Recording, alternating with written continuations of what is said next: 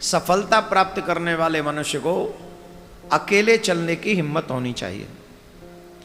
जो अकेले अपने दम पर कार्य करते हैं वो है सफल हो सकते हैं, क्योंकि दूसरों के बल पे अगर आप सफलता प्राप्त करना चाहते हो तो दूसरे ही हैं, न जाने कब कौन से दिन तुम्हारी गाड़ी के पहिया में पंचर कर दें।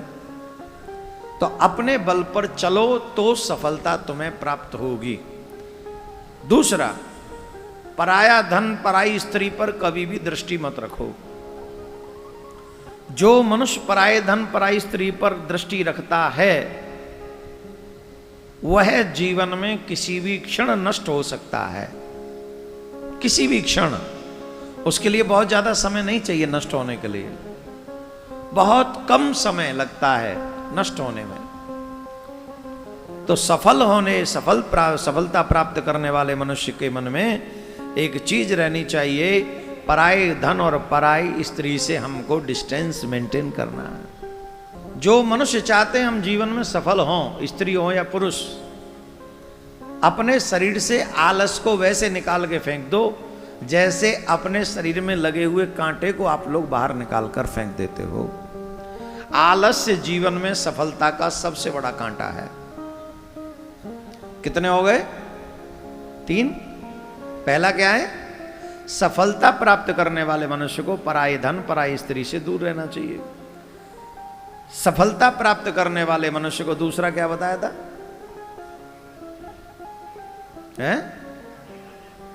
हां, कोई और हमारा सपोर्ट करेगा ऐसा कभी नहीं सोचना चाहिए। अकेले चलते रहने का साहस और हिम्मत उसमें होनी चाहिए। तीसरा, अपने शरीर में से आलस्य को निकाल के फेंक देना चाहिए, आलस्य नहीं होना चाहिए। चौथा, अहरनिश अपने लक्ष्य की ओर बढ़ते रहना चाहिए। जैसे अर्जुन ने मछली की आंख पर दृष्टि रखी, वैसे ही सफलता प्राप्त करने वाले मनुष्य को चाहिए कि वो अपने लक्ष्य पर अहरनिश फोकस रखे। सो भी रहा हो तो सफलता का ही सपना देखे। और आजकल के बच्चों से वो भी गायब है। जैसे स्कूल में पढ़ाई करवाते हैं 8 घंटे 5 घंटे 6 घंटे, फिर उसके बाद में पूरा दिन ऐसे निकालते हैं, वैसे ही हम लोग लक्ष्य की बातें 5-7 घंटे तो सोचते हैं, उसके बाद में भूल जाते हैं। तो वो मंजिल नहीं मिल पाती जो हम पाना चाहते हैं। और उसके लिए प्रयास करें। सबसे महत्वपूर्ण, सिर्फ सोचे नहीं, सोचने भर से सफलता नहीं मिलेगी। आप उस सफलता को जिसको आप पाना चाहते हैं उसको कैसे प्राप्त करें, उसकी तरफ कदम भी बढ़ाएं। मुझे याद है जब हमने कथा प्रारंभ की थी, ये जस्ट एग्जाम्पल, छोटा सा एग्जाम्पल इसलिए दे रहा हूं कि आपको थोड़ा लगे कि ऐसे ही।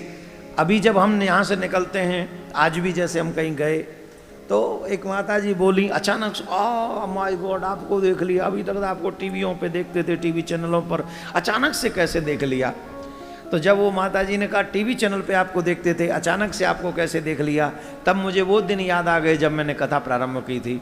तब मेरा ये सपना था कि टीवी पे कब आएंगे, कब टीवी पे आके कथा प्रचार करेंगे। वो सिर्फ सपने को सपना नहीं रखा हमने, क्या किया? जेब में पूंजी नहीं थी, पूंजी नहीं थी तो टीवी पे कैसे आएंगे? पीले के नीचे सफेद कैसे आएगा? आस्था पे लाइव लिखा हुआ। तो इसके लिए प्रयास किया, 4 लोगों से मांगा, उधार लिया, कर्ज लिया और जबरदस्ती ठोक के आस्था पे लाइव करवाया, टीवी पे आए। और उसके बाद आप सब ने इतना प्यार दिया कि अब तो बस चकाचक चल रहा है। ये कैसा प्रयास था? जेब में नहीं था फिर भी प्रयास किया। हां, आप प्रयास करिए, ऊपर से ठाकुर जी कृपा करे तो अवश्य आपको सफलता मिलेगी। आज भारत में ही नहीं, आज जब हम भारत के बाहर भी जाते हैं तो लोग हमें प्यार करते हैं। किसके बल पे?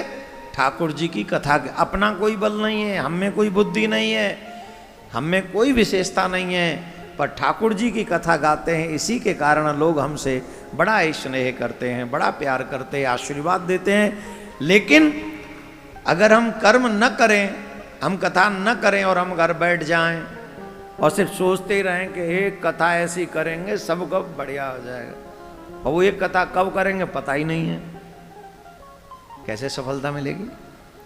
तो सफलता प्राप्त करने वाले मनुष्य को अपने लक्ष्य की तरफ कदम बढ़ाते रहना चाहिए।